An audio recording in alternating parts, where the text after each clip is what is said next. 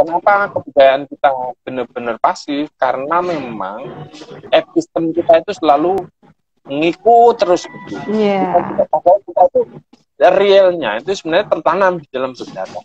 Yang itu harusnya kita itu tersambung begitu, tersambung dari kontinuitas tersambung. Yang itu kemudian connect dengan apa yang diajarkan di pendidikan sekolah kita. Misalnya kalau saya contohkan misalnya gini, di filsafat itu harusnya juga mengajarkan filsafat Nusantara. Cuma karena masyarakat baik, assalamualaikum warahmatullahi wabarakatuh. Selamat malam kawan-kawan bercerita. Kembali lagi di bercerita, berbagi cerita di balik berita yang dihadirkan oleh beritabaru.co setiap hari Selasa dengan tema yang bervariasi. Dan kali ini kita akan berbincang soal intelektualitas dan kebudayaan, yang pada kesempatan kali ini kita kedatangan narasumber tamu, kawan ngobrol, ya, Mas Irfan Afifi. Ya, selamat malam Mas Irfan. Assalamualaikum. Selamat malam Mbak Nafisa. Gimana kabarnya Mas Irfan? Alhamdulillah baik. Ya. Alhamdulillah. Tenang, gembira. Oh iya, alhamdulillah kalau tenang gembira. Dengar kan ya? Suara dengar. Kan? Iya, dengar. Alhamdulillah dengar. Iya, Mas Irfan. Akhirnya kita berjumpa lagi, bertemu lagi di layar virtual, ya. Ya, kalau nggak salah setengah tahun yang lalu, ya. Saya ke Langgar, nggih. Iya. Kamu ingat kok, paling tak ingat. Iya. Oh, makasih Mas. Oh, Mas Irfan lagi di Jogja ya ini berarti ya? Iya, saya lagi di Jogja. Kebetulan kemarin pulang dari Malang. Kemudian ini sudah hampir 5 hari lah. Sama teman-teman tadi di depan itu ada acara, makanya saya pindah kamar ini di background-nya agak black sama salah kan? Enggak apa-apa, background-nya ada buku-buku intelektualitas sekali. Ini di depan soalnya ada tamu, saya pindah ke dalam. Oke, iya Mas, nggak apa-apa. Tapi suaranya agak terputus-putus, Mas Irfan. Benar. Halo. Tes. Iya, ini jelas sekali.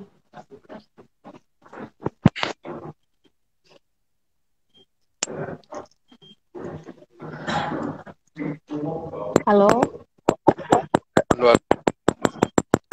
Oke, sudah. Kok kayak iya, sudah. Sudah ya. Oke. Mas Irfan selama pandemi apa aktivitasnya nih? Aktivitasnya memang sedang lagi mempersiapkan buku. Oh ya. Dulu kan selama pandemi itu sempat, jadi kemarin itu kita punya acara rutin namanya Suluk Kebudayaan Indonesia. Itu sudah berjalan hampir setengah tahun. Nah, cuma kebetulan kemarin pandemi itu memasuki acara Suluk Kebudayaan ketiga. Cuma gara-gara pandemi akhirnya kita berhenti. Iya. Nggak dilanjutin, mungkin pengennya sih Januari ini. Cuma ternyata Januari ini juga belum, tambah menguruk. Jadi akhirnya ya. Nah, kita sedang mempersiapkan buku yang akan kita launching insya Allah terbit Januari ini, buku Suluk. Oh ya, buku Suluk Kebudayaan ya Mas ya. Itu mungkin aktivitasnya itu, selain itu ya yang ngopi-ngopi. Oh ya. Teman-teman. Jadi kemarin di Malang itu lama ya Mas pulang ke Malang? Iya, saya di Malang, kan istri saya di Malang. Benar. Iya. LDR ya Mas ya. Iya. Iya. Baik, sambil menunggu kawan-kawan untuk ikut hadir di live Instagram kita. Mungkin kawan-kawan yang sudah hadir bisa mengajak atau mengundang kawan-kawan yang lain untuk bisa hadir di diskusi kita malam hari ini, yang akan kita ngobrolin soal intelektualitas dan kebudayaan sama Mas Irfan Afifi yang ya sangat famous sekali. Seorang penulis sekaligus bisa dikatakan sebagai intelektual muda lah. Dan juga enggak loh Mas, intelektual muda sekaligus yang sosok yang hari ini mungkin salah satu orang yang nguri-nguri kebudayaan, gitu ya Mas ya? Ya. Mungkin Mas Irfan bisa menyapa fansnya dulu. Ya, selamat malam teman-teman. Ketemu lagi dengan saya itu. Semoga kita ngomong ini bisa bercakap enak, itu cara santai gitu sama Mbak. Ya. Ya Mas, kita harapannya emang santai aja. Ya.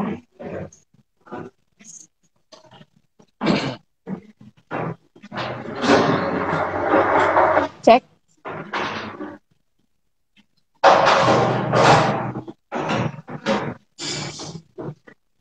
Mas Irfan, halo? Halo, ya. Suaranya enggak terdengar. Halo. Oh iya. Iya. Ini karena kemarin poster kan sudah menyebar itu Mas. Itu banyak sekali yang tertarik untuk gabung di live IG kita lah. Seperti itu. Dan banyak yang penasaran dengan pertama nih, Mas Irfan ini kan pendiri Ifada Inisiatif dan langgar.co. Nah, mungkin bisa diceritakan dulu Mas, apa itu langgar.co dan Ifada? Ya, mungkin ceritanya seiring dengan cerita saya ya, saya sendiri sebenarnya. Ya dulu tahun 2000-an itu ya, lulus dari Fakultas Filsafat. Waktu itu memang saya tuh tipe orang yang nggak seneng kerja sebenarnya. Nggak seneng kerja? Sama Mas. Nggak seneng kerja. senengnya duit. Kayak gini, pokoknya waktu itu gairah saya untuk setelah keluar dari kampus itu pengennya ya masih pengen belajar terus gitu. Sehingga bahkan waktu itu hari-hari saya misalnya disibukkan untuk baca buku dan menulis begitu sambil beberapa ngedit buku ya.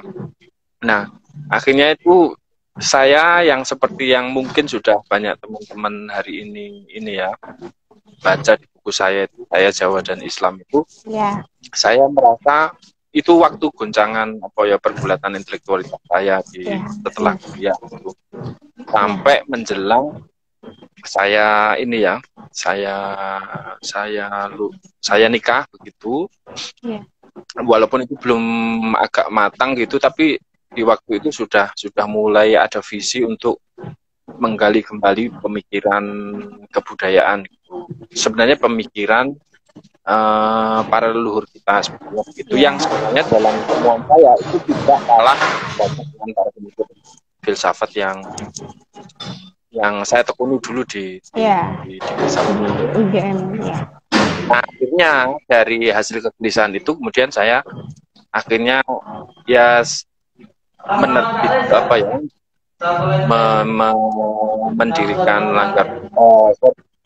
mendirikan Ifada Inisiatif. Sebenarnya waktu itu bareng-bareng sama teman-teman, cuma akhirnya mereka pada hingkang gitu, akhirnya jadi saya sendiri yang menjalaninya begitu. Akhirnya kita menerbitkan buku-buku yang memang terkait hasanah pemikiran Nusantara.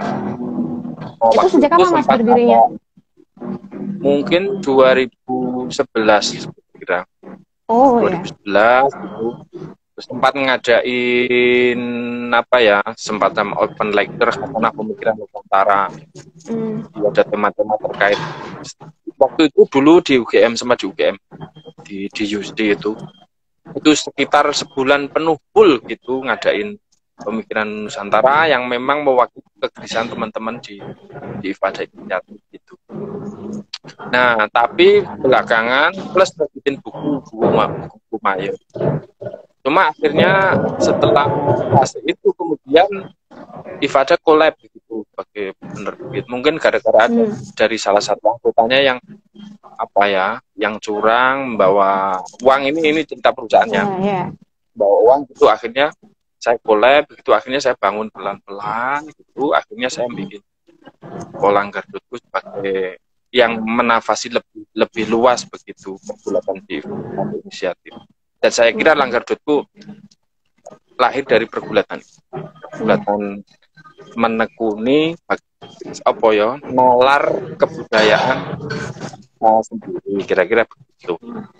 Kalau Langgar.co sendiri itu iya, itu tahun berapa, Mas? Kalau Langgar.co sebenarnya baru 2 tahun sebagai media ya. Oh iya. Kemarin ulang tahun, sempat di ulang tahun di Sarang Building itu. Kita rayain lumayan agak gede gitu. Nah, hampir 2 tahun. Sekarang 2 tahun berjalan. 2 tahun berjalan. Mungkin 2,5 tahun lah kira-kira gitu. Kalau yang mengelola Langgar.co itu sendiri, Mas?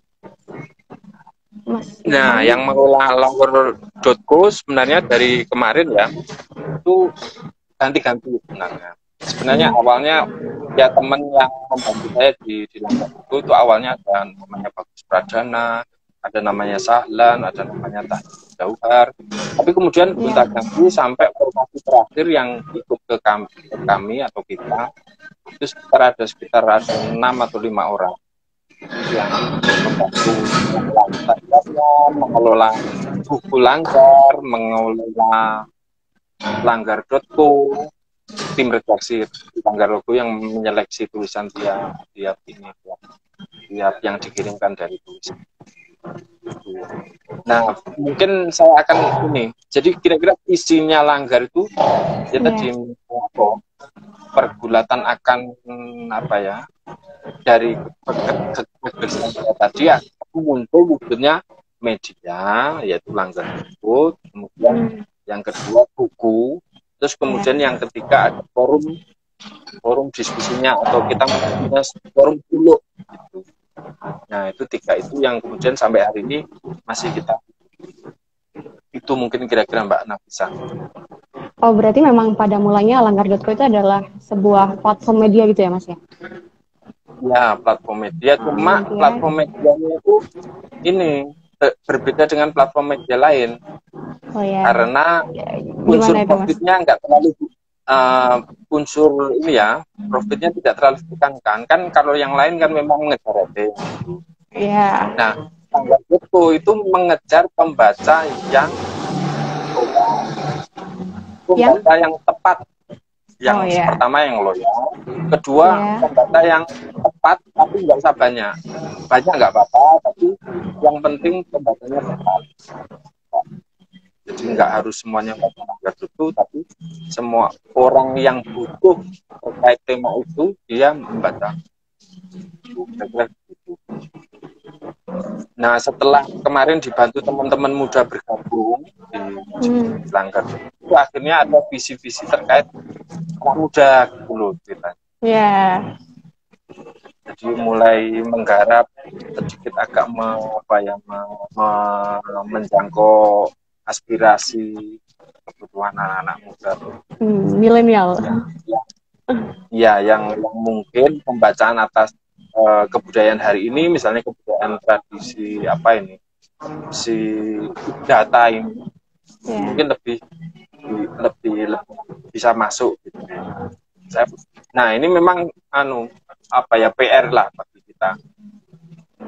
Awal-awal mungkin kita masih meraba-raba, tapi sampai hari ini kemudian media Langgar.co ini kemudian menjadi lebih terbentuk gitu.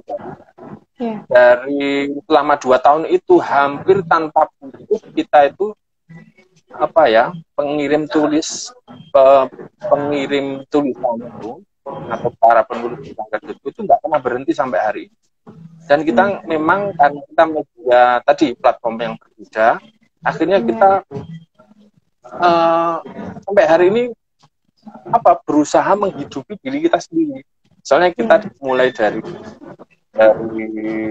buku langgar itu kita jualan, tapi juga ada beberapa donatur yang memang mengirimkan ini ya, karena melihat visi langgar baik begitu, bermanfaat. Itu ada banyak orang yang tidak banyak, ada beberapa yang mengirimkan bantuannya ke langgar. Dari nafas kemandirian itulah kemudian kita ya kira-kira seperti itu. Dan alhamdulillah sampai hari ini walaupun langgar belum bisa mengasih kompensasi, misalnya kompensasi uang kepada penulis, tapi ribuan kami mencatat itu hampir sekitar sudah 200 sampai 300 penulis yang mengirimkan di langgar selama 2 tahun. Dan itu tanpa putus. Nah sekarang ada bahkan tambah rubrik ini ya, rubrik kuis.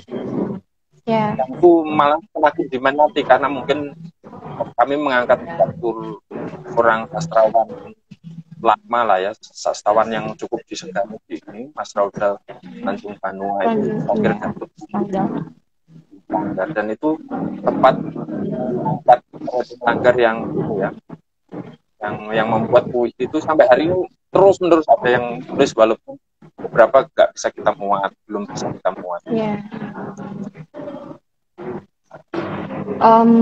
Kalau boleh tahu mungkin kawan-kawan juga banyak yang penasaran nih Mas. Mungkin ada juga yang belum tahu langgar.co, maksudnya kira-kira bagaimana sih karakteristik sehingga langgar.co itu berbeda dari yang lain gitu. Mungkin dari karakteristik model tulisan yang diterbitkan gitu. Ya. Ini kira-kira gini. Langgar.co itu semacam media yang media kebudayaan lah ya, dianggap. Tapi kebudayaan dalam yang sangat luas. Maksudnya apa ya? Kebudayaan itu adalah sebuah produk olah cita rasa manusia seluruhnya. Makanya di wilayah yang olah cipta karsa rasa manusia itu yang di wilayah maupun intelektualitas maupun kritik kuning, kritik kebudayaan, kritik nalar intelektualitas, pembacaan kondisi situasi hari ini, novel, sastra, pemikiran filsafat. Tapi yang kita tekankan adalah karena kita ada nama suluk kebudayaan Indonesia, pergulatan pemikiran tadi yang dikirimkan ke langgar itu harus membantu kita sebagai Indonesia ini untuk tambah lebih baik menuju Indonesia yang lebih baik, pergulatan berbangsa. Jadi misalnya begini Mbak Nafisa, misalnya kemarin tuh misalnya ada yang mengirim artikel William James, itu salah satu filsuf Amerika gitu ya, gitu soal artikel tentang seni. Mungkin tulisannya bagus gitu, tapi dikirimkan ke langgar. Loh, apa relevansinya untuk Indonesia? Kira-kira gitu. Akhirnya kita tidak mengunggahnya. Nah, tentu sifatnya umum dan itu bisa teman-teman yang punya hari ini bisa melihat artikel, contoh-contoh artikel yang dilanggar, dan itu saya pikir bisa merepresentasikan apa sebenarnya yang dimau langgar gitu. Jadi tema-tema yang kita ini ya enggak. Baik, iya. Ini banyak juga kawan-kawan yang sudah bertanya apakah langgar.co membuka lowongan. Sangat menerima. Jadi begini, prinsipnya begini. Banyak teman-teman itu yang sudah sekarang bergabung di langgar.co. Tentu dengan spirit ini ya, spirit saya ngomong tadi kan langgar.co memang platformnya awalnya berbeda karena satu itu dia media komunitas. Jadi kalau Anda ingin bergabung Langgar.co, saya menyambutnya. Satu. Kedua, jika kalian mengharapkan apa misalnya gaji dan lain sebagainya, ya bergabung di sini kita ciptakan bagaimana kita bisa menggaji diri kita. Dan itu yang dilakukan teman-teman di kolektif sini. Gitu ya Mas ya? Iya, dari itu kan makanya terus kemudian muncul bisa ini menghidupi kami di sini. Yeah. Kira-kira gitu. Monggo silahkan yang mau gabung main juga. Nanti kan biar tahu ini ya. Iya. Sekarang ada berapa Mas yang mengelola Langgar.co bareng Mas Irfan? Yang mengelola sekarang ada admin 1, kemudian ada juga, kemudian ada yang Langgar 1, ada yang mau Instagram sama metode ya 6, 5, 6 gitu. Ada satu lagi ya 6. Ya. 6 orang. Cuma ini karena media ini sudah seperti media perusahaan yang lain, jadi kita tidak mewajibkan mereka masuk, enggak. Tapi pasti ada pertemuan di setiap hari di kantor. Sebagai proses kreatif gitu juga ya Mas ya?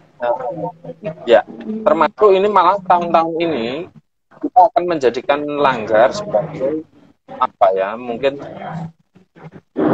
home of kreatif gitu. Di sini untuk slogannya teman-teman yang baru bergabung, mereka berhak untuk membawa Langgar ini ke arah misalnya dan saya terbuka kok. Kita adalah dengan anak-anak muda itu. Iya. Darah-darah muda itu ya Mas ya. Ya. Jadi ada aktivitas intelektual gitu juga ya Mas ya di Langgar. Maksudnya selain kita punya satu forum rutinan ya, forum rutinan dan Indonesia itu yang mengundang pakar-pakar yang bukan hanya pandai, tapi pakar-pakar yang benar-benar berkumpul atau dalam katanya benar-benar bertuluk atau olah diri, memikirkan arah kebudayaan bangsa ini. Kira-kira kenapa saya punya arah kebudayaan bangsa ini? Karena perjuangan kita nggak struktural. Misalnya beda dengan kawan-kawan atau teman-teman atau saudara-saudara dari yang lebih memperjuangkan misalnya gerakan ke arah yang lebih vertikal, misalnya nyata kekuasaan, memperjuangkan secara struktural gitu ya. Nah, gerakan kebudayaan Langgar adalah gerakan bukan gerakan politik, tapi juga gerakan.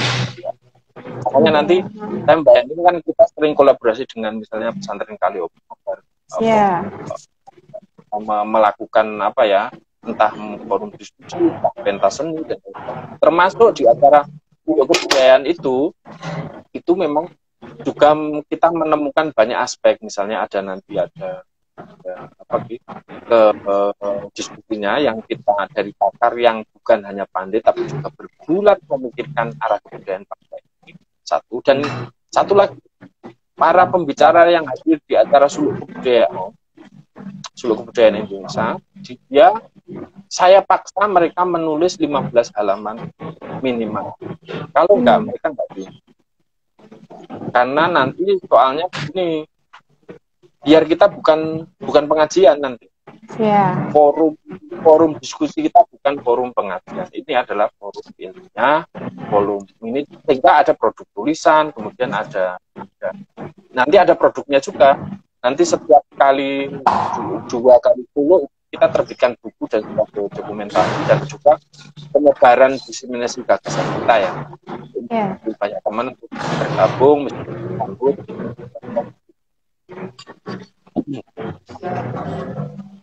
Makanya untuk isu-isu yang lebih struktural biasanya kami ikut menyokong, mungkin berbeda perjuangan, tapi saya pikir itu akan saling melengkapi lah kira-kira. Iya. Masih dalam koridor nafas perjuangan yang sama, kira-kira seperti itu ya Mas ya. Nah, apa soal tadi itu Mas, penerbitan buku yang rencananya akan launching pada Januari ini, itu karya Mas Irfan atau kolektif? Jadi begini, acara Suluk itu kan memang kita rancang nanti akan menerbitkan buku. Jadi setiap penulis yang tadi kami apa tuh minta untuk nulis tadi 15 halaman tadi. Oh Nanti iya. setelah Nah, kemudian saya rangkai memang dari kan memang kita bikin tema tiap acara Suluk. Misalnya Suluk Kebudayaan Indonesia 1 itu ada temanya. Itu semacam pembacaan yang kita bawa bahwa harusnya kita membaca ulang arah kebudayaan bangsa ini sejak dari awal. Kenapa saya ngomong kita harus membaca ulang lagi? Karena bacaan yang selama ini menguasai arah kebudayaan kita adalah bacaan yang sudah menurut saya itu terframing oleh para sarjana kolonial yang menurut saya itu belum membelokkan arah.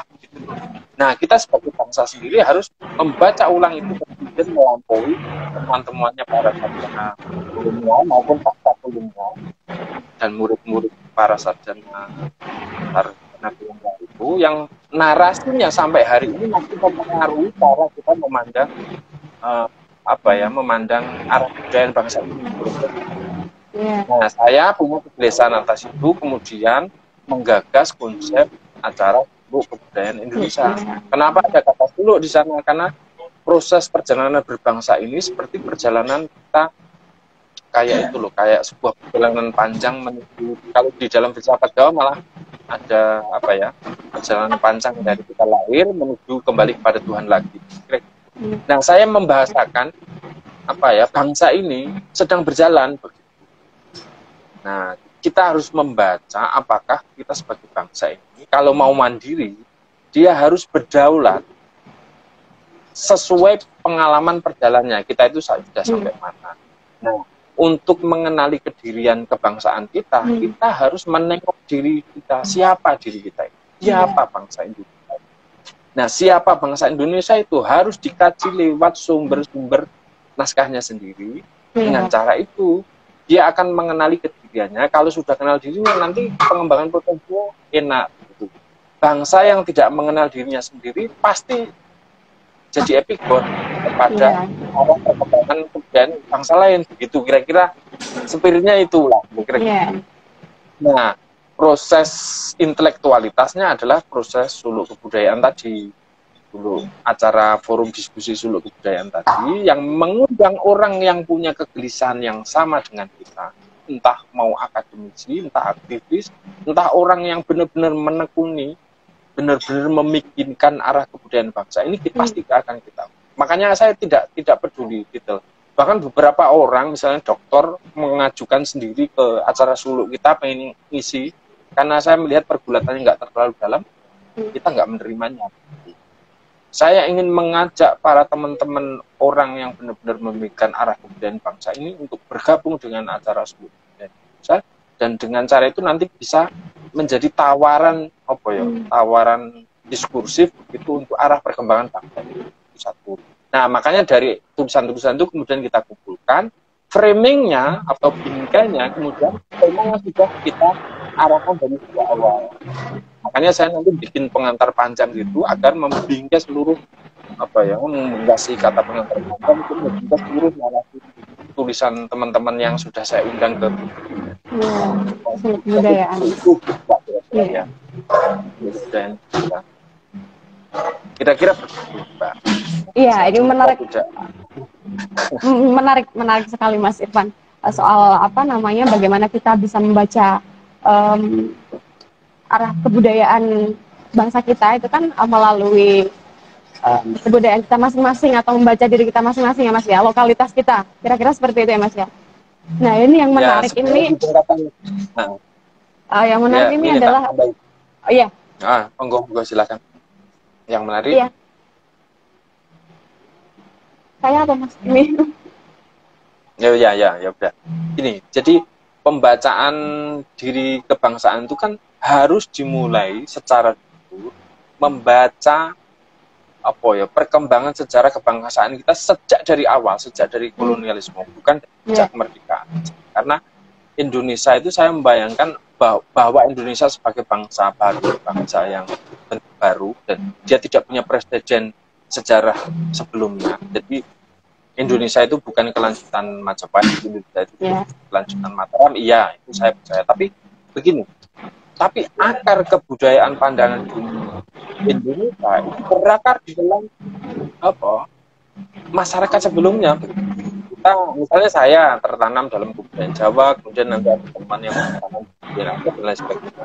Nah, proses kolonialisme itu banyak sekali mencerabut akar kebudayaan yang itu membuat politik pecah belah, membuat kita terseok-seok gitu. Yang kemudian narasi kolonial ini sampai hari ini masih memenangkan pertarungan bahkan dikonsumsi.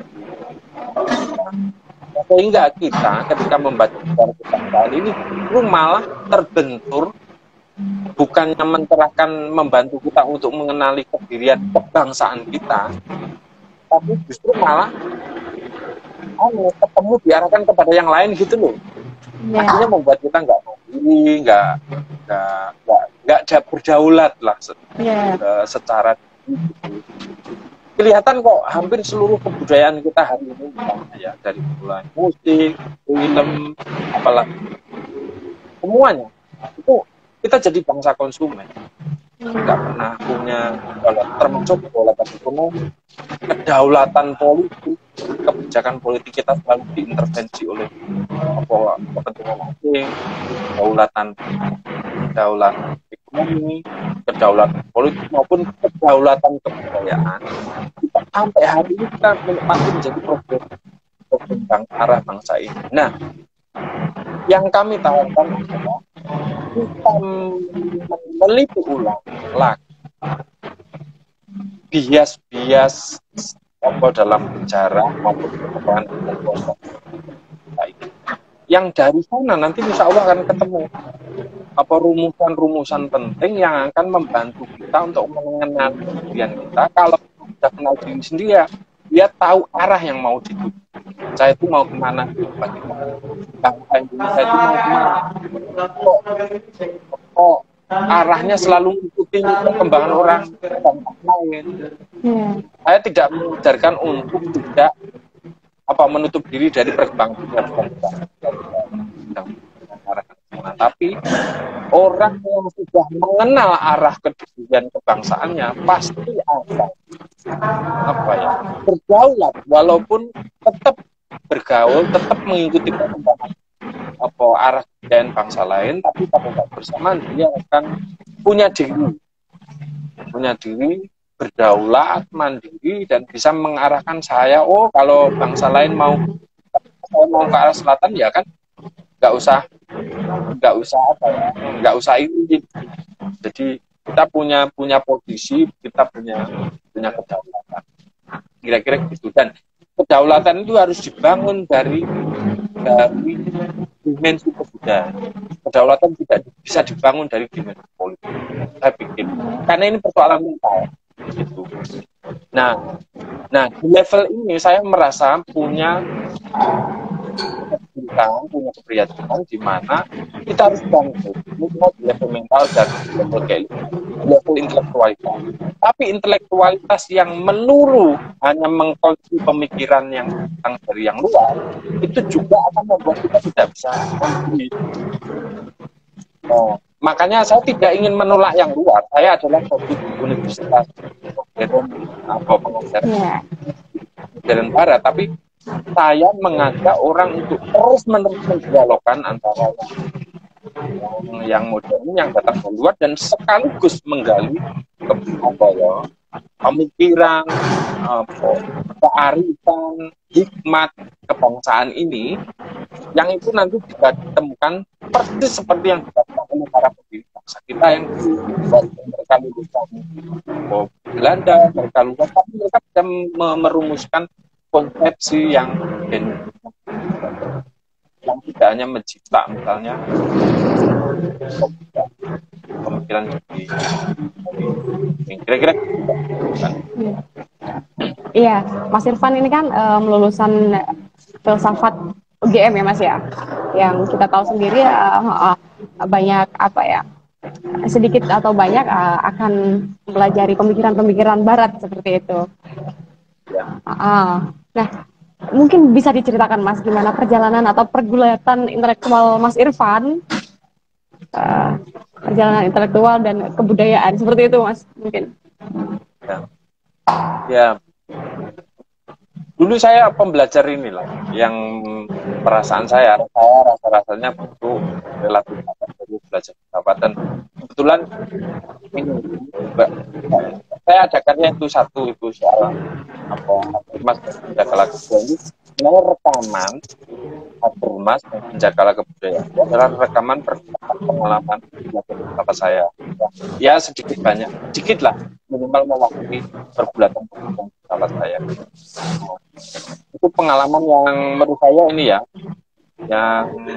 yang juga menyenangkan, dan sampai hari ini bahkan saya sebenarnya bersyukur karena di filsafat saya diajari untuk ini berpikir kritis, dulu istilahnya radikal, ke akarnya gitu.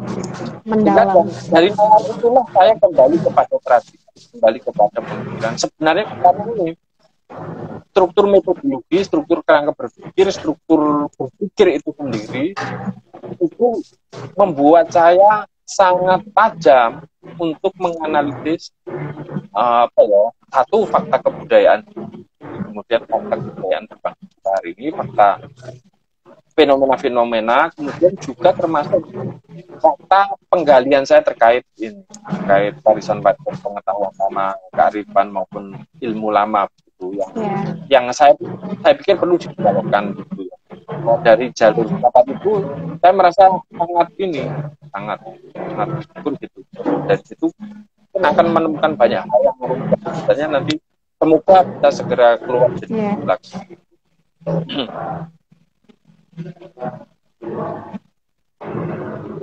Iya, jadi malah justru menjadi bekal ya Mas ya, maksudnya hingga sampai bekal cara memandang sesuatu atau melihat sesuatu gitu, terutama kedirian, kemudian kebudayaan lokal, kearifan lokal seperti itu, sampai melahirlah buku saya Jawa dan Islam yang ditulis dengan sangat mengalir, sangat jujur, sangat sederhana, dan luar biasa sekali.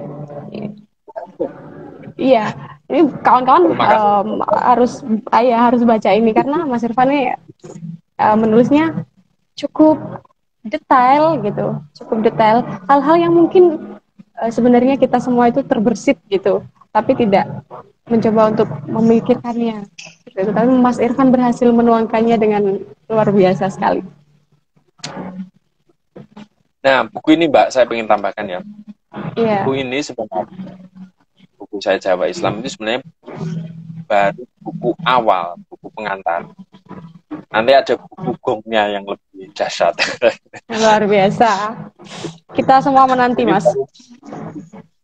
Buku awalnya yang kira-kira untuk mengantarkan diskursus awal begitu, sebagai batu awal, yang itu nanti temuan-temuan ini ya, temuan-temuan saya selama berbulan maupun pergulatan saya dengan Silang Sengkarut, hilir mudik gagasan yang pernah saya ini.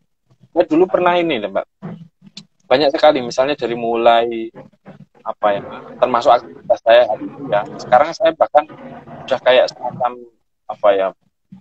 mungkin belum yakin banget, tapi saya merasa sudah menemukan jalan, menemukan tema yang bukan diri yang itu mengantarkan saya dan membuat saya menjadi teguh sampai hari ini untuk terus menerus di jalan ini adalah jalan yang tepat mengaktualkan memiliki untuk mengajak kepada yang kebaikan lah, kira-kira mungkin gitu. Ya, sampai Mas Irfan menyampaikannya dengan perjalanan itu membuat Mas Irfan bergetar. Apakah getarannya masih ada Mas sekarang?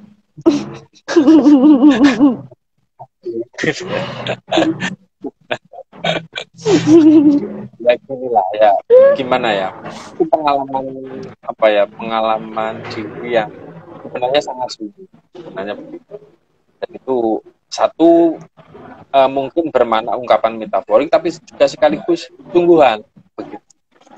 Di satu sisi karena itu pengalaman yang intim begitu, yang saya membayangkan itu kan apa ya, susah sebenarnya diceritakan, tapi saya membayangkan bahasa kita punya kok cara, kita punya cara metaforik yang dimana nanti orang bisa sedikit merasa kira-kira apa yang sedang ini. Dan saya sebenarnya tidak terlalu ini, awalnya sebenarnya tidak terlalu pede untuk ngomong dari perspektif saya gitu ya.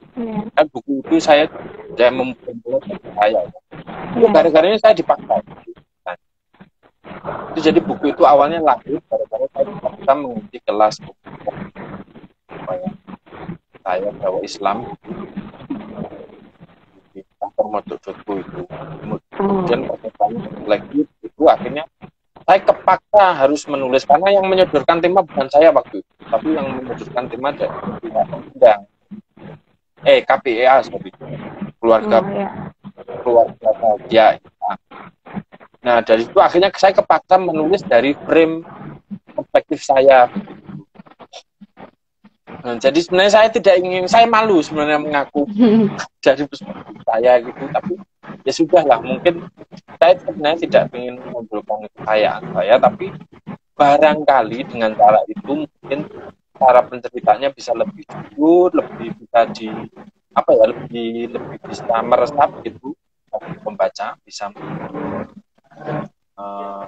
membuat mereka ini ikut terlibat gitu, engage gitu, dan dari itu akhirnya mungkin bisa punya lebih suara begitu, punya lebih berbunyi daripada misalnya saya harus cerita soal pergulatan teori yang kayak makalah begitu. Itu mungkin nggak dibaca anak muda hari ini mungkin malah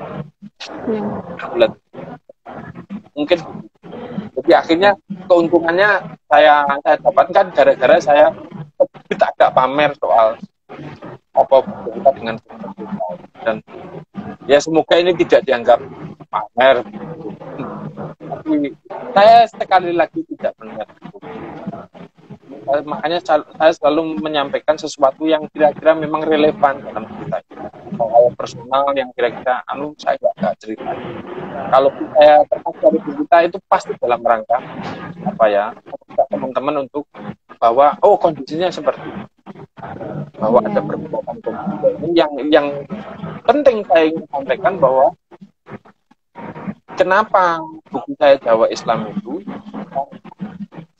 saya ingin menceritakan pergulatan saya, tapi sebenarnya saya tidak ingin menceritakan saya dari pergulatan itu saya ingin mengatakan untuk terlibat dalam pergulatan yang saya andikan itu juga dialami oleh banyak orang yang dari sana kemudian memikirkan satu terkait dirinya sendiri, tapi kemudian memproyeksikannya kepada kondisi bangsa ini. Kira-kira nah, bayangkan kalau saya ganti Indonesia, misalnya Indonesia apa gitu ya, kan ya pokoknya subjeknya Indonesia yang sedang bergulat sebagai sebuah bangsa gitu ya. Tentu identitasnya bisa macam-macam dengan berbagai sukunya, tapi dari situ dia bergulat yang kemudian berusaha mengenali ke dunia, nanti akan ketemu jalannya, di mana bangsa kita ini punya kelebihan di sini, punya kelemahan di sini. Bangsa Indonesia itu bangsa yang kayak gini, kalau kekurangannya kayak gini, berarti yang kita tekankan di sini dan lain sebagainya, nggak usah ngikut-ngikut yang lain gitu. Dan dari situ nanti akan ketemu solusi-solusi baru bagi termasuk seperti manusia. Bangsa Indonesia itu misalnya banyak mengalami trauma sejarah, peristiwa-peristiwa besar ya, dari kemerdekaan, penjajahan kolonial, peristiwa kelima dan lain sebagainya. Kalau kayak manusia, dia punya pengalaman traumatik yang jika tidak bisa menyelesaikannya, dia tidak akan bisa move on, kira-kira gitu. kalau ibaratnya orang ini ya, anak-anak nggak bisa move on. Nggak bisa move on. Tidak mengatasi ya, tidak mengatasi problemnya, tidak menghadapi masalahnya, tidak dihadapi malah dihindari kira-kira.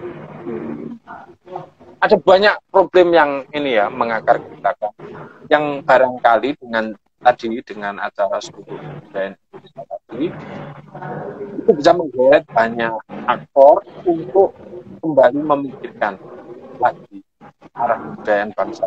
Kalau saya kontennya memang kebudayaan karena ada yang sudah banyak yang kultural politik, tapi saya ingin membaca yang ini karena ini persoalan mental kebangsaan, persoalan frame berpikir, cara pandang melihat permasalahan, kenyataan, fenomena, arah kebangsaan dan lain sebagainya. Nah, di level itu saya ingin menyumbangkan sesuatu di titik itu. Mungkin itu enggak. Ya, sebagai budayawan nih Mas, bagaimana? Kira-kira menurut Mas Irfan ini bagaimana kondisi kebudayaan kita saat ini, gitu? Kebudayaan bangsa kita. Ya, satu ini. Tadi saya sudah diomongkan. Kalau dari kebangsaan kita itu banyak sekali kebudayaan kita itu sudah benar-benar dari seluruh kita cuma konsumen kebudayaan. Dulu itu kita pernah menjadi produsen kebudayaan. Kita itu aktor berkebudayaan. Misalnya saya ingin contohkan hampir seluruh hal itu sekarang sudah ini. Misalnya kalau dulu kita punya wayang ya. Wayang itu ceritanya itu dari tapi tangan bangsa ini dia meng-create-nya menjadi ada bonekanya, ada wayang kulitnya. Kemudian menjadikan miliknya hal yang luar itu diolah kemudian menjadi milik kita sendiri, yang itu menjadi identitas kita. Memiliki karakter kita sendiri gitu. Yang luar. Ya, kalau Anda lihat di India nggak ada wayang. Mungkin ceritanya ada, tapi wayangnya di sini. Nah, harusnya itu kayak saya ingin ini memakai metafornya Soekarno itu. Jadi tanah kita itu tanah perairan maupun juga tanah pulau-pulau ya. Satu, perairan itu bukan memisahkan tapi justru kedua, dari pedalaman kita dari luar, dari arah air kita itu menerima arus kebudayaan luar masuk kepada kita, menerima apa yang kita keluar. Tapi kemudian kita masuk ke dalam, kemudian menatnya menjadi tumbuhan baru. Jadi kita memang dari dulu, kalau Pramudia menyebutnya, kita itu dari dulu merupakan ini ya, arus pertemuan, arus balik dari seluruh bangsa atas angin itu bolak-balik ini ke Indonesia. Dan dari dulu kita sudah kosmopolit, seluruh kebudayaan dunia sudah masuk bolak-balik hilang dari dulu, tapi tetap bisa mandiri. Kita kemudian meng-create apa yang datang dari luar itu, menumbuhkan menjadi milik kita. Nah, sampai misalnya dangdut, saya contoh. Dangdut itu produk banyak hal. Dulu misalnya keroncong Melayu. Keroncong Melayu itu dari ada pengaruh Arabnya, ada pengaruh Indianya, ada pengaruh. Tapi setelah di sini jadi keroncong Melayu, kemudian diserap, kemudian menjadi musik baru yang misalnya dangdut. Yang kemudian itu bukan ini, tidak ada di India, tidak ada di Arab, tidak ada di Inggris, kira-kira gitu. Nah, kita aktor, harusnya kita menjadi aktor kebudayaan, bukan resipien kebudayaan, bukan penerima kebudayaan.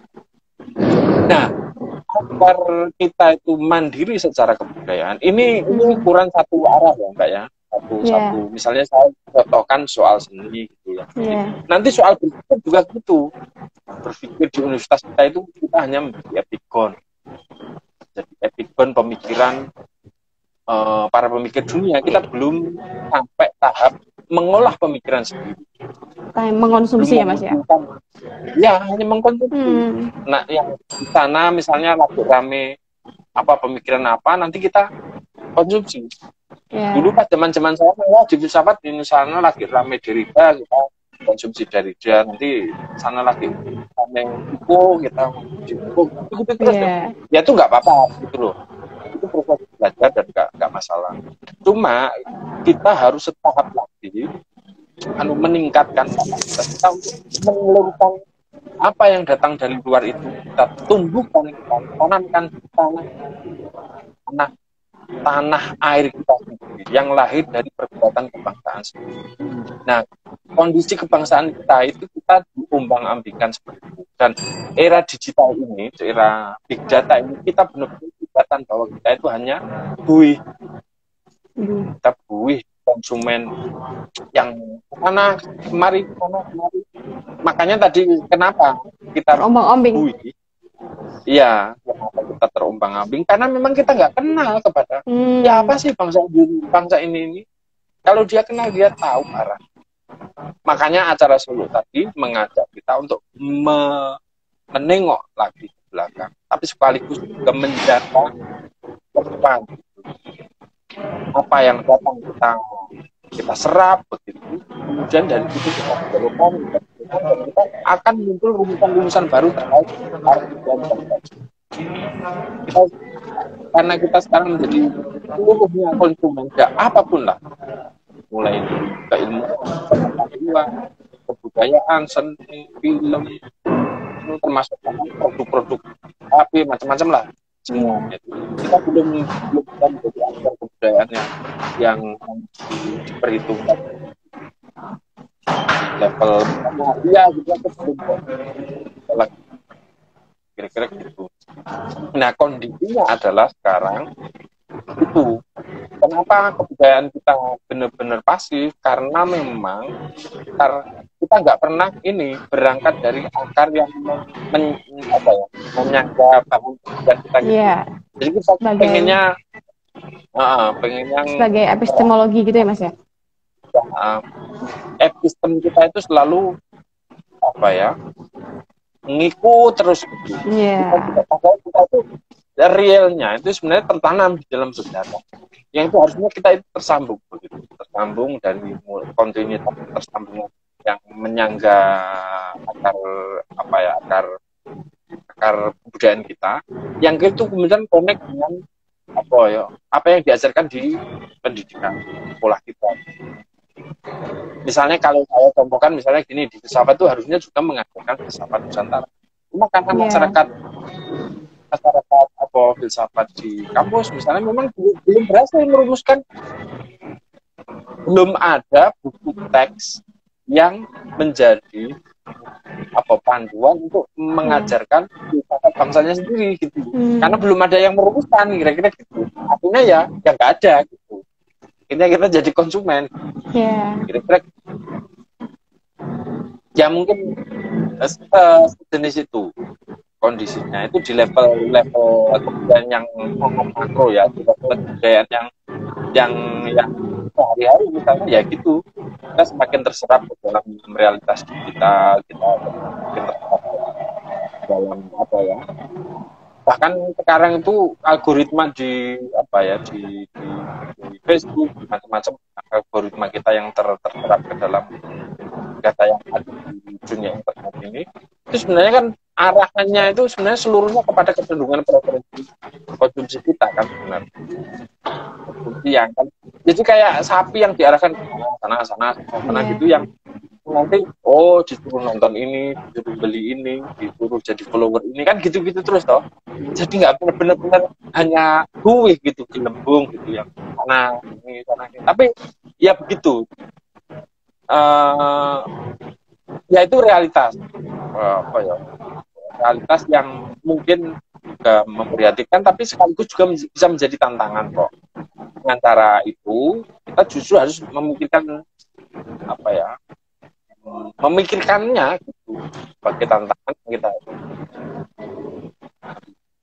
harus kita tangani, harus kita selesaikan. Nah, untuk mengenal kebudayaan kita sendiri itu kan tadi seperti kata Mas Irfan itu bahwa setidaknya kita punya punya cara pandang yang mendalam gitu ya Mas ya. punya akar. Nah, kira-kira bagaimana untuk memulainya gitu, Mas? Sementara di perguruan tinggi gitu, kita sendiri tidak ada gitu upaya untuk mengembalikan kita kepada kebudayaan kita. Sebenarnya gini, saya bukan orang yang apa ya, orang yang punya cara pandang esensial dalam memandang kebudayaannya. Jadi kebudayaan itu sebenarnya kan dinamis.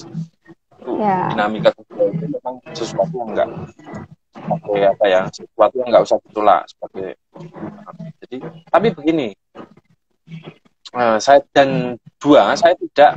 bukan orang juga yang ingin melap-lap masa lalu agar tambah cemerlang. Saya tidak ingin membuat.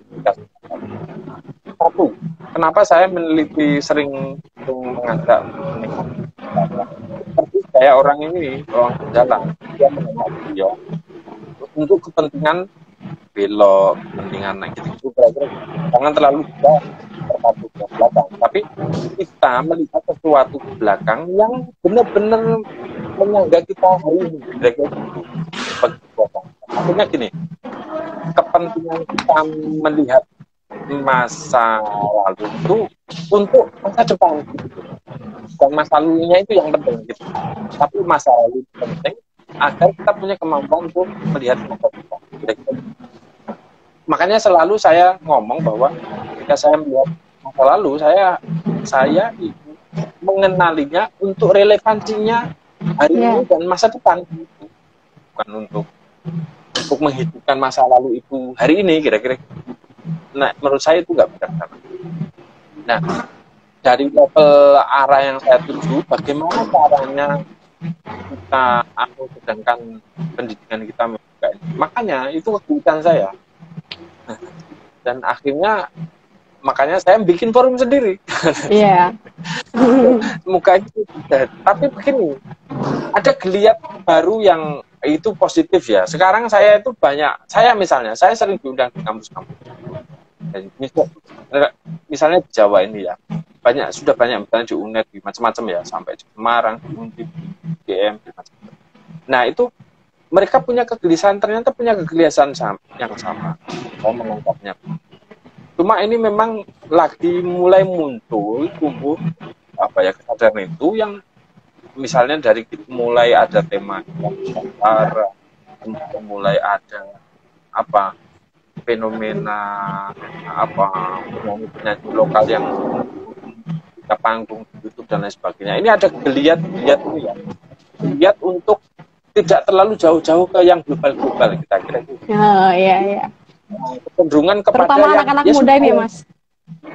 Yang dekat kita saja, yang merupakan realitas sehari-hari, yang itu merupakan kesadaran kita yang membentuk kita gitu, kira-kira gitu. Nah, ada kesadaran itu.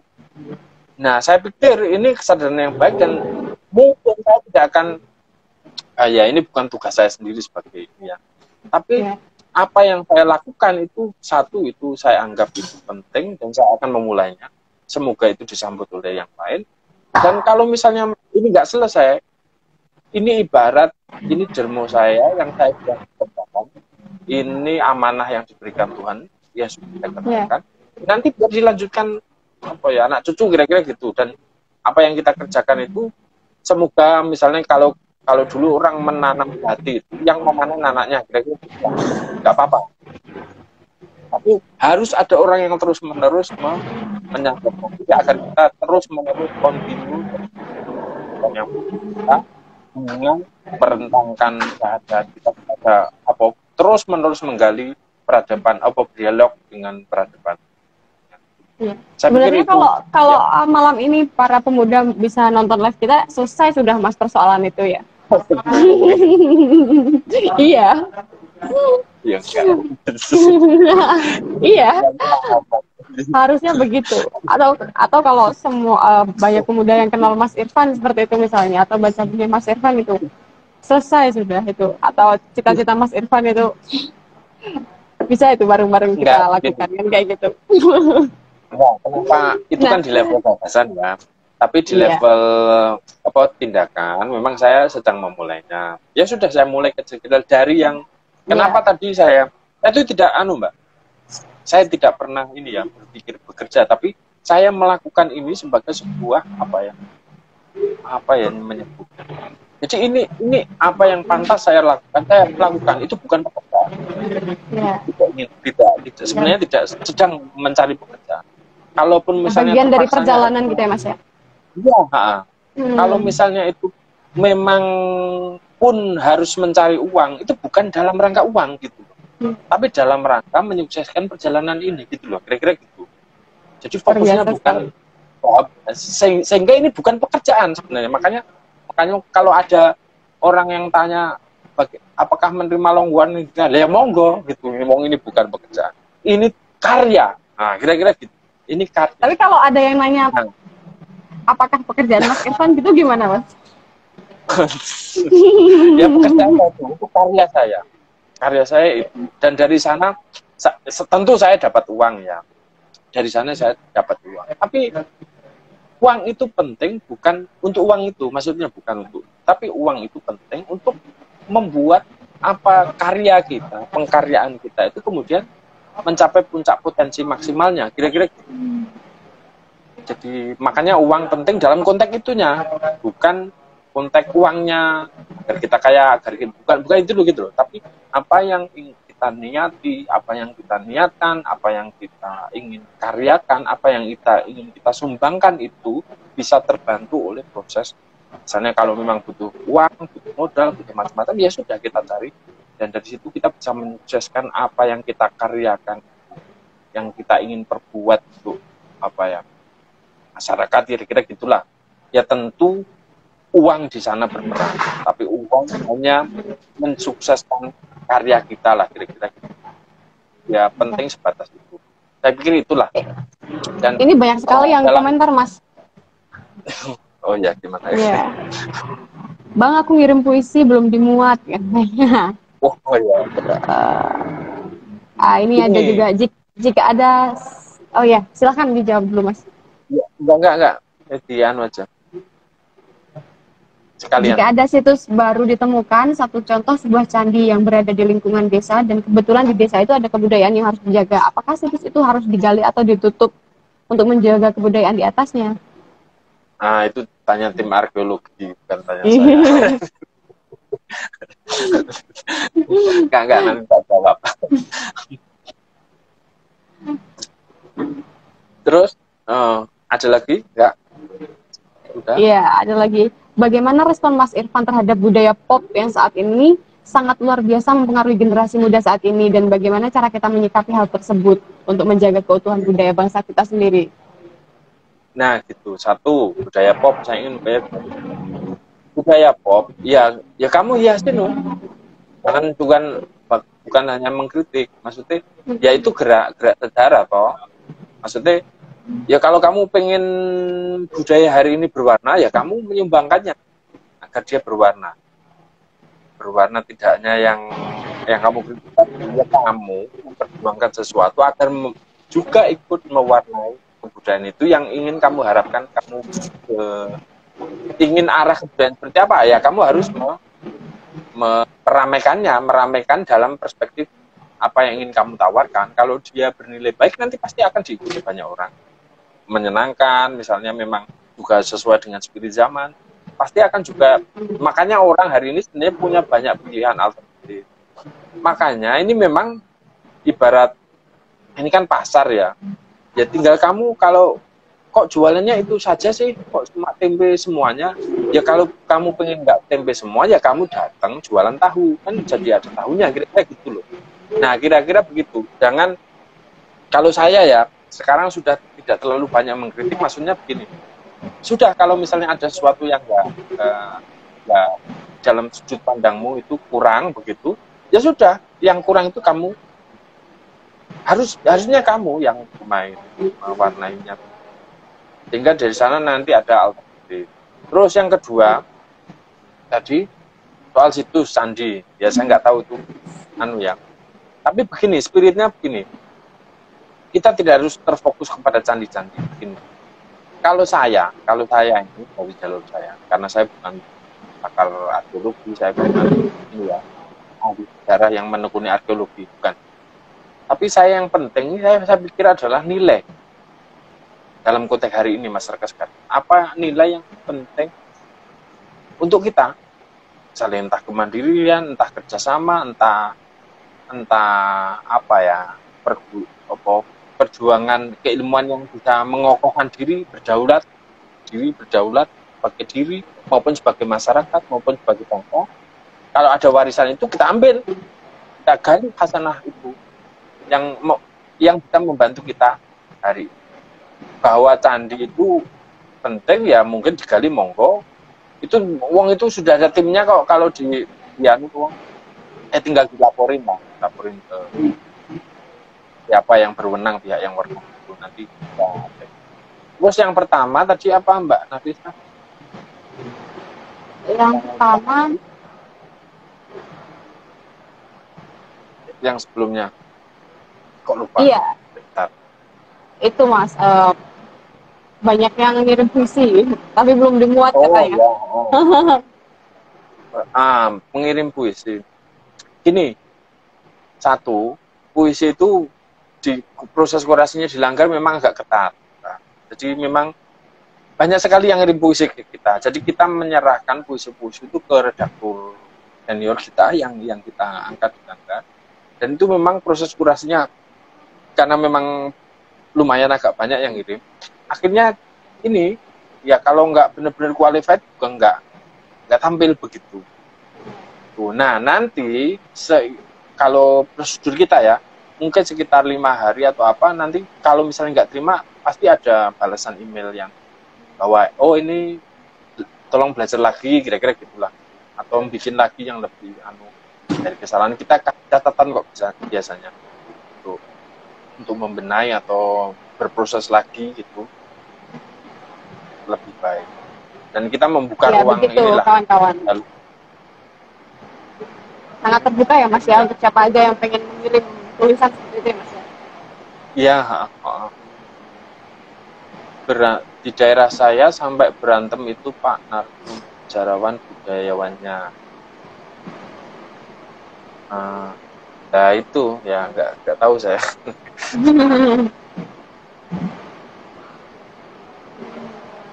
Jadi mungkin itu lebih penting mana antara candi dan juga kebudayaan yang ada di tempat itu. Tadi kan sudah disampaikan sama Mas Irfan soal perjuangan nilainya ya Mas ya. Satu. Ini begini, saya ingin jelaskan ya sedikit. Begini, kebudayaan itu saya maknai secara umum ya. Jadi gini, apapun yang dihasilkan oleh proses olah berpikir, olah cipta, karma, kehendak maupun rasa. Makanya nanti kalau misalnya orang pengen makan, akhirnya makan gitu ya. Kalau dulu zaman di hutan dulu, pokoknya lari ke hutan, pokoknya makan aja lagi. Tapi kan orang kemudian, oh ini kok lama-lama habis, akhirnya bikin cocok tanam, semakin menetap, akhirnya muncul sistem pertanian. Nah, sistem pertanian itu bagian dari kebudayaan. Kira-kira jadi hasil olah pikir manusia dalam mengolah dorongan kehendaknya, karsanya. Olah pikir itu nanti kemudian memunculkan alat teknologi pacul, memunculkan nanti olah rasanya, memunculkan seni, memunculkan gitu-gitulah. Nah, ada namanya olah satu lagi, namanya olah jiwa yang itu misalnya begini.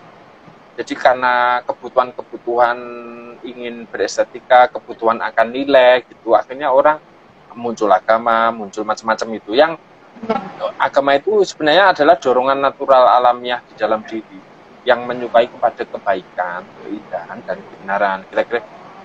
Nah, agama yang turun itu hanya membenarkan apa yang dari dorongan dasariah natural manusia itu, ruhani, fitri manusia itu. Jadi sebenarnya tanpa agama orang itu punya kecenderungan kepada yang baik, indah, dan kan itu kecenderungan fitrahnya gitu, kira-kira gitu. Cuma agar nanti karena orang itu karena sudah terbelit oleh kepentingan, terbelit oleh biasanya mereka ini berdasarkan nurani kok gitu, kira-kira gitu. Nah, kalau kayak gitu makanya agama harus diturunkan konteks memandu untuk memagari agar orang tidak mengatakan semuanya berasal dari sesuatu yang dorongan yang fitri, kira-kira gitu. Makanya proses mengolah tadi, sebenarnya kalau dibahasakan sederhana gini, mengolah kemanusiaannya, olah menjadi manusianya itu berkebudayaan, kira-kira dari mulai berpikir, kan ini kan fakultas kemanusiaan semua ini, berpikir, merasakan, kan manusia itu sendiri sebenarnya kan, jadi olah menjadi lebih manusiawi, kira-kira gitu. Nah itu kebudayaan. Nah produknya ada teknologi, ada pertanian, ada ilmu, sistem pemikiran, ada peranata sosial, ada tata negara, ada tata politik, ada tata macam-macam lah ya. Nah itu seiring perkembangan zaman, tumpukan-tumpukan warisan berkebudayaan itu kemudian tambah maju. Orang bikin rumah tidak lagi seperti orang rumah, tapi nah cuma arah perkembangan kebudayaan yang sifatnya material ini itu tidak boleh bertabrakan dengan kecenderungan kita yang ingin menuju pada yang baik. Masalahnya perkembangan material, misalnya gedung, misalnya apa macam-macam itu, kadang-kadang justru malah berlawan dengan proses memanusiakan manusianya itu. Misalnya gini, kita menciptakan sistem kebudayaan dari olah kita karsa rasa tadi, menciptakan sistem ekonomi gitu ya. Sistem ekonomi itu awalnya untuk mengatur agar orang tidak bertengkar, agar orang bisa saling barter, mengambil manfaat dan sebagainya. Tapi ketika sistem ekonomi ini diciptakan, nanti bisa jadi sistem ini itu misalnya eksploitatif gitu. Artinya sistem kebudayaan tadi itu justru menegasi arah proses kesempurnaan manusianya tadi, malah untuk jadi eksploitasi, kira-kira gitu. Nah sistem yang menindas ini, produk kebudayaannya justru menegasi kemanusiaan kita, kira-kira gitu. Nah itu bagian dari produk kebudayaan. Nah kita sebagai manusia terus-menerus harus mengevaluasi warisan kebudayaan dalam pengertian ini ya, bukan semata kebudayaan tradisional, tari, wayang, bukan gitu. Itu bagian kecil saja, tapi sekarang ada seluruh produk kebudayaan manusia ini harus terus-menerus dalam kendali kita sebagai manusia. Apakah sistem ekonomi kita, apakah sistem politik kita, apakah sistem pengetahuan kita, apakah kesenian kita, itu sudah mengantarkan kita menjadi lebih baik ke arah yang diharapkan untuk proses kesempurnaan berkemanusiaan kita sebagai manusia hari ini. Kalau masih ada yang sistem yang eksploitatif, kalau masih ada kebudayaan yang justru melanggengkan eksploitasi ini, kita harus memang terus-menerus mengevaluasinya, kira-kira. Dan dari itu di level kebudayaan, nah ini nanti terkait itu kebudayaan dalam pengertian artefaknya, materialnya, tapi nanti ada kebudayaan yang sifatnya lebih mental, aspek mentalnya, misalnya ya tadi malah karena sistem pengetahuannya ini misalnya main terobos, munafik, menghalalkan segala cara, neraka. Nah ini kan akhirnya jadi membudaya, jadi kebiasaan sehari-hari yang itu di level mental ini, itu memang harus dibeneri, kira-kira gitu. Karena itu berlawanan dengan konsep mengutuhkan proses berkemanusiaan sebuah bangsa, misalnya kira-kira gitu. Nah di level itu memang harus terus-menerus ada usaha sistematis, struktural, kelembagaan maupun secara kultural gitu, yang benar-benar mengarahkan proses berkemanusiaan ini, entah dari jalur pendidikan, entah dari jalur peranata sosial, entah dari jalur kebijakan struktural negara gitu ya, yang terus-menerus sambung sinambung yang mengarahkan ini agar menjadi sistem yang misalnya dalam konteks berbangsa, misalnya sistem yang lebih adil, sistem yang tidak menggusur peran hak orang lain, mengeksklusi yang lain, kira-kira gitu. Nah itu terus-menerus harus menjadi evaluasi kita sebagai bangsa, kira-kira gitu. Karena ini proses bersama, sehingga prosesnya memang sedikit agak ngerepot, karena memang orang keinginannya masing-masing, kira-kira gitulah. Jadi memang harus sabar, harus telaten, harus juga menunjukkan bukti, melakukan sesuatu, jangan hanya mengkritik, kira-kira gitu. Yang kritik boleh, tapi maksudnya gini, lebih-lebih kita memang harus memulainya dari diri sendiri. Kalau saya seperti itu, sudah gitu, harus dimulai saja. Biar kritiknya itu dalam sebuah perbuatan, kira-kira. mengkritik, dalam kita yang memulai menjalankannya. Terlibat ya. Iya, benar. Ya, baik Mas. Kayaknya kita sangat udah kelebihan waktunya. Nggak sadar saya malah. Iya, karena dari tadi asik sekali. Asik sekali dan luar biasa sekali. Tapi mungkin sebelum ditutup ada mungkin Mas Irfan bisa memberikan pesan gitu buat kaum muda terutama ya yang sepantaran saya ini lah Mas. Ya, yang mulai mungkin asing dengan budayanya sendiri bahkan. Iya. Gini, kira-kira satu, wes sampai yang tersisa ini. Pokoknya anak muda hari ini misalnya gitu ya. Kalau misalnya terlalu jauh gitu ya, pokoknya satu, harus terus-menerus berkarya. Tuh, bagi saya ya, karya dalam artian karya itu beda dengan kerja ya. Apa ya? Jadi begini, orang sekarang itu pengen kerja, tapi tidak pengen berkarya. Kalau saya kok kebalikannya, orang hari ini itu pengennya jadi dokter, bukan pengen mengobati. Kira-kira gitu. Jadi pengen profesinya karena uangnya, bukan karena pengen mengobatinya. Ya. Nah kalau saya ya, berkaryalah.